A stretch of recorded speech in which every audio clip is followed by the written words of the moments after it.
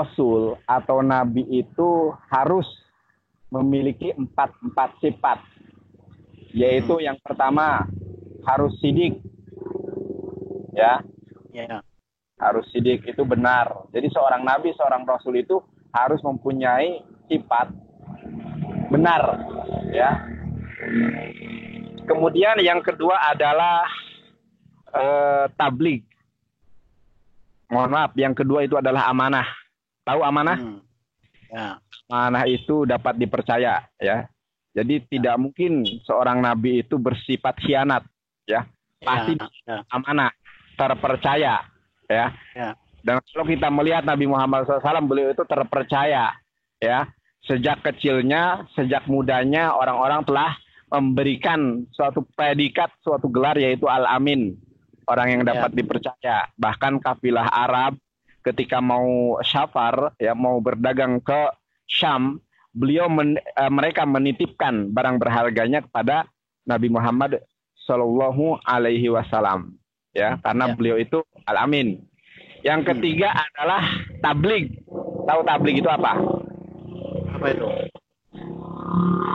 Tabligh itu adalah mewartakan atau menyampaikan.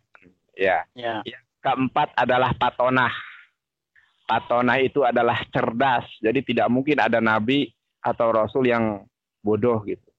Semua nabi, semua rasul itu mempunyai sifat pinter gitu kan, cerdas. Ya.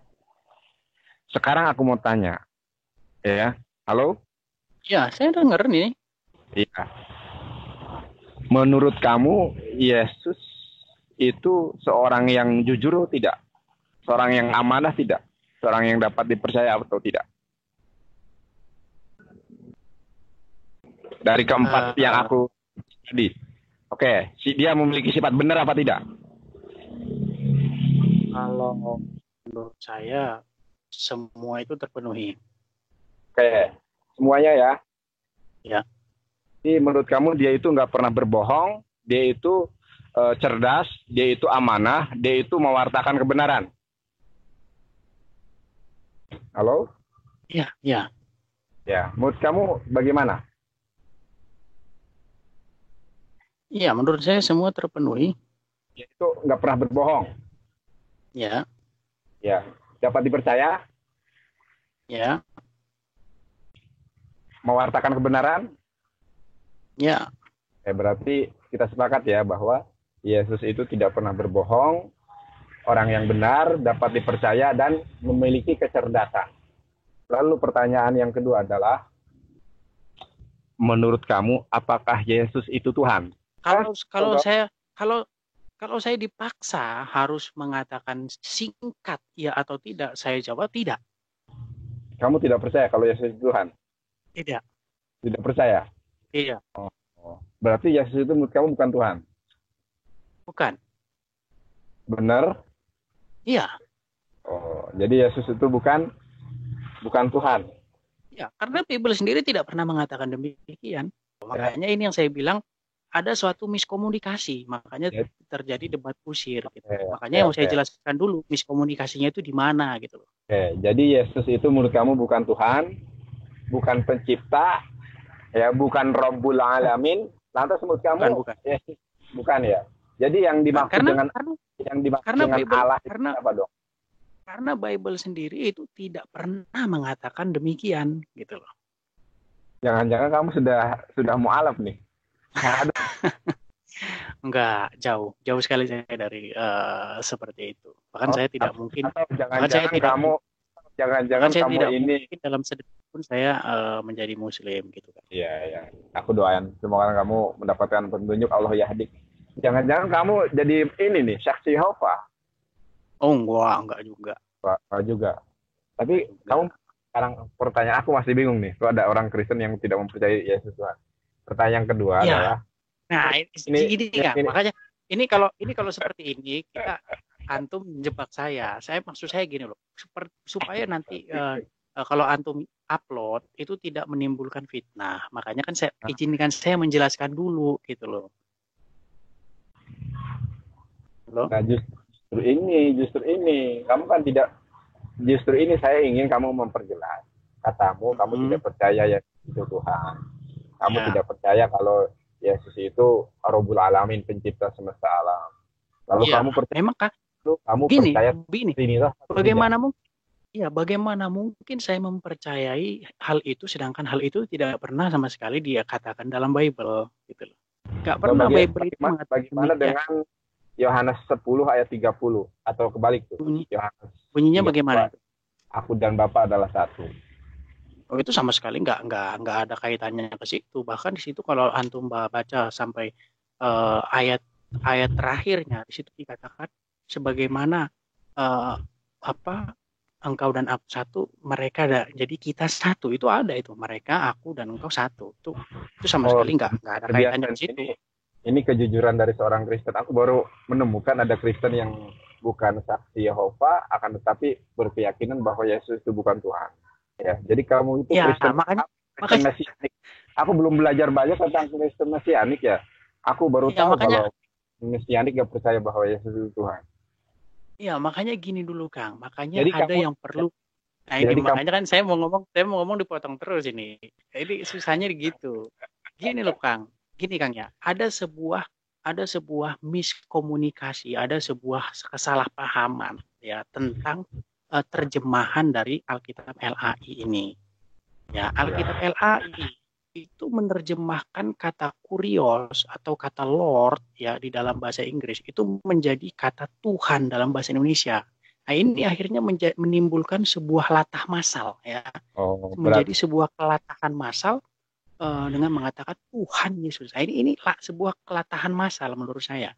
Karena dalam bahasa aslinya itu kalau dalam merujuk kepada bahasa Yunani itu kata kurios itu maknanya nggak seperti itu. Jadi kalau kita kembali kepada sejarah tidak pernah ya. Saya ini bisa antum merekod dan bisa antum bagikan. Tidak pernah murid-murid dari Halo Kang, kok berisik? Iya, nama juga di jalan. Ya, terus aku dengar kok. Tidak pernah murid ya maupun siapapun ya yang hidup sejaman dengan Yesus ketika itu menyebut Yesus sebagai Tuhan, nggak pernah ya. Kalau mereka dalam bahasa sehari-hari ya kemungkinan berbesar berbahasa Ibrani atau berbahasa Aram ataupun berbahasa Yunani, karena saya yakin Yesus memahami 3 bahasa itu. Beliau berbahasa semacam itu sehari-harinya. Tidak pernah itu dipanggil, seandainya Yesus itu berbicara dalam bahasa Inggris, tidak pernah ada yang memanggil Yesus itu dengan kata-kata God. Oh God, Jesus. Nggak pernah ada. Nggak pernah ada itu. Kalau Lord itu pasti ada. Nah, jadi ini sebenarnya sebuah kesalahan terjemahan. Ya, gimana? Ya, aku sependapat dengan kamu.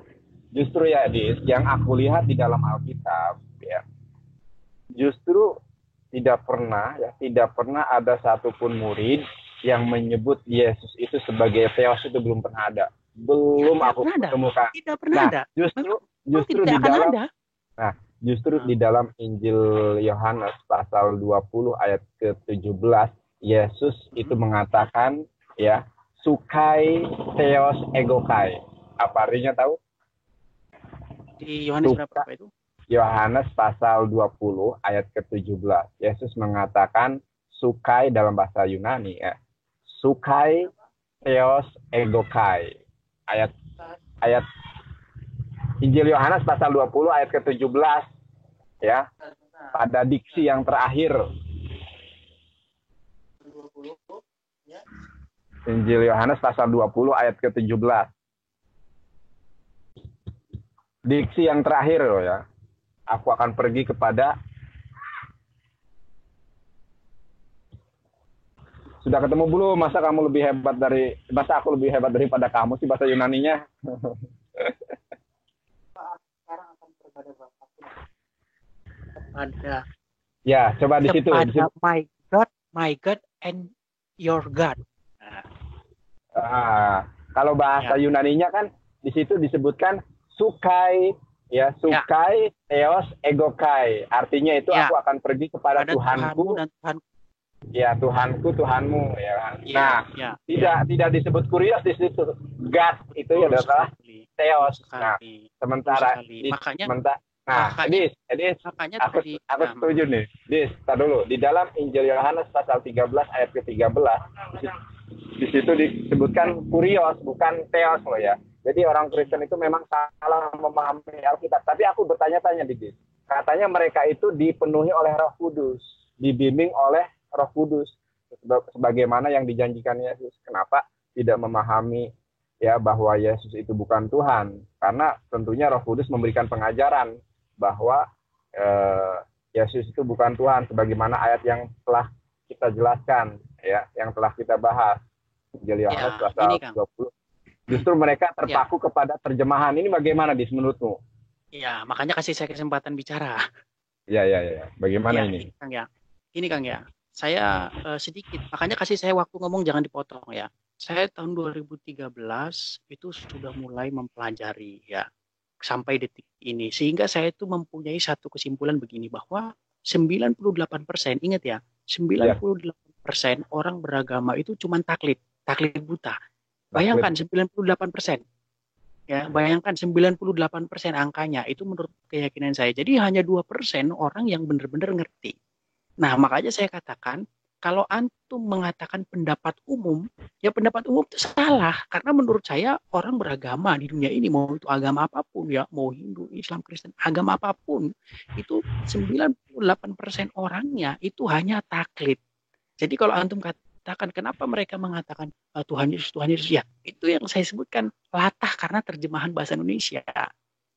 Oh, lalu bagaimana dengan Roh Kudus? Bukanlah Roh Kudus itu ya? Oh, sama sekali, dijanjikan oleh Yesus pada pasal 14 ayat 16, memberikan pengajaran, ya, memberikan penghiburan. Selama ini mereka yang menganggap Yesus itu Tuhan justru mengklaim bahwa dirinya mendapatkan bimbingan Roh Kudus. Begitu. Berarti yang salah Roh Kudusmu atau Roh Kudus mereka? Itu yang menurut saya sebuah klaim yang menurut saya sama sekali orang sembarangan ya, sembarangan bicara. Sekarang gini aja loh Kang, gini aja Kang ya. Begitu banyaknya sekarang pendeta-pendeta, banyak kasus di gereja, khotbah apa-apa nggak taunya pencabulan, nggak taunya ini itu dan lain sebagainya kan gitu. Jadi kita itu kalau cuman seperti yang saya bilang tadi, kalau cuman self proclaim, klaimnya dia, ya susah kan gitu. Kalau mereka mengklaim itu diilhami Roh Kudus, ya itu kan klaim mereka. Klaim ya? Kan? Iya, hanya klaim saja. Kalau memang mereka benar-benar mempelajari, saya rasa mereka tidak akan latah mengatakan demikian. Gitu. Jadi itu namanya self proclaim ya? Ya, self proclaim, dan menurut saya sebuah ikut-ikutan massal atau latah massal ya, latah massal karena akibat terjemahan dari LAI. Sama sekali bukan karena bimbingan Roh Kudus. Sama sekali bukan. Ya, itu sama semata-mata hanya karena terjemahan atau korban terjemahan LAI. Seandainya saja LAI itu menerjemahkan dengan tepat, itu saya rasa tidak terjadi seperti ini. Makanya saya terus-menerus mengatakan bahwa kata Tuhan Yesus itu sebuah error ya, error translation dari kata kurios itu tadi, kurios Yesus atau Lord Jesus tadi itu. Begitu ya. Ya, karena murid-murid sendiri pun nggak pernah ada yang memanggil Yesus itu dengan sebutan God ya, atau panggilan Tuhan gitu, nggak pernah ada.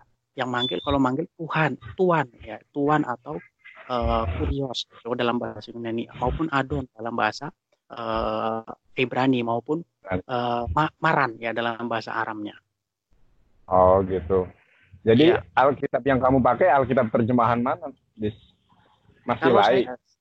Kalau saya terus terang lebih senang membaca terjemahan bahasa Inggris, tapi karena Indonesia punyanya terjemahan LAI, saya juga punya LAI. Tapi saya lebih senang yang terjemahan bahasa Inggris. Itu nggak pakai King James Version?